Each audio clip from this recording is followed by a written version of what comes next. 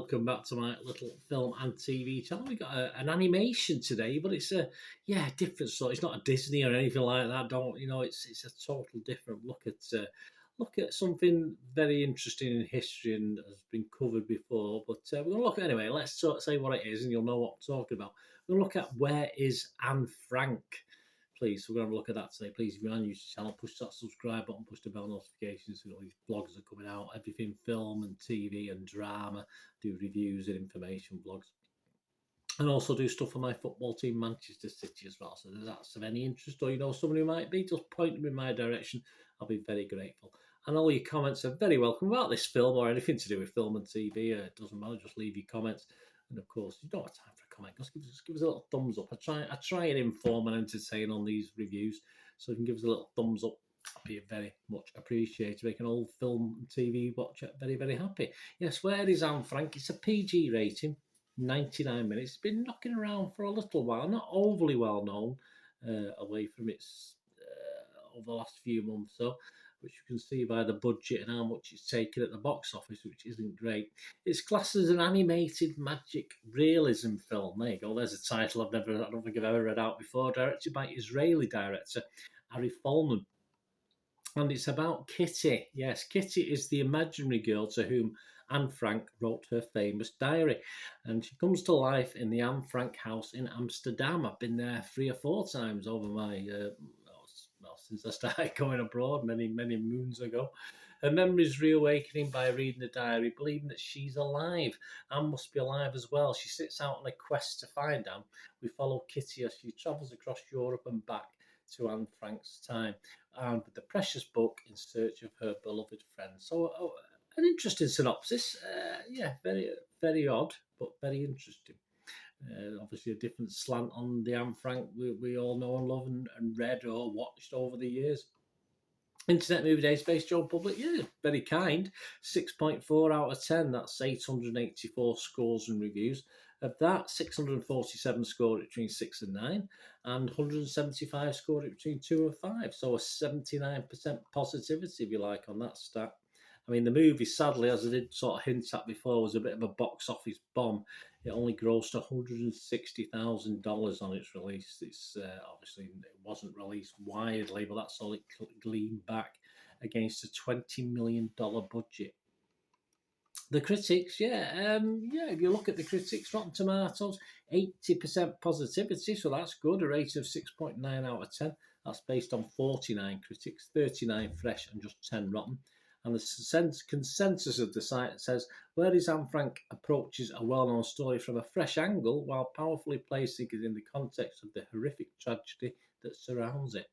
Kevin Mayer from the Times in the UK commented, the flashback events of Frank's life are elegantly interlaced with Kitty's journey, and though a modern refugee subplot feels slightly ungainly, it does, Folman never once loses sight of the overwhelming horror of the Holocaust.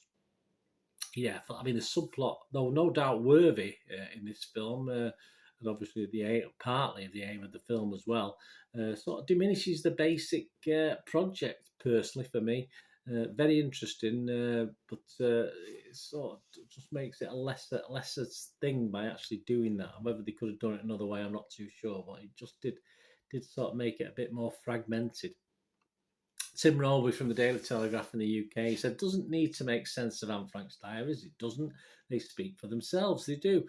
But instead builds a bridge to the present day where Folman finds a troubling deafness to the very lessons and alarm bells that her legacy ought to have guaranteed. Yes, as I said, I think that's what it's trying to do, but it doesn't quite do it as well as it could do. Hannah Strong, she wasn't impressed. She was rotten on this one. She's from Little White Lies website. The execution is flawed. I can't disagree. And adult viewers are unlikely to learn anything that couldn't be gleaned from reading her diary. Okay, not sure that was the aim of the film, really, to know about the diary. I think it was just the sort of the context of how it was done. But yeah, Hannah in a way is correcting that. I think she's been a bit mean with a rotten, but I think she's probably partly correct. Metacritic, the other site we'll look at, gave the film an average score of 56 out of 100, so not as high, based on just 5 critics on. It scored anywhere between 50 and 80 out of 100. The film stage's Ed Frankel gave it 50 and said, Folman is best in the family entertainment mode when he's breathing visual life into Anne's flights of imagination. Yes, again, even though he's marked it fairly low, I'd agree with that.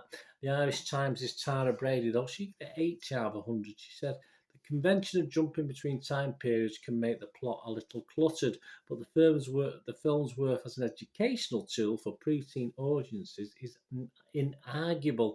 Yeah, I sort of agree with that, but I just thought it could have been a little bit better for a younger audience. I think a younger audience will struggle with this preteen.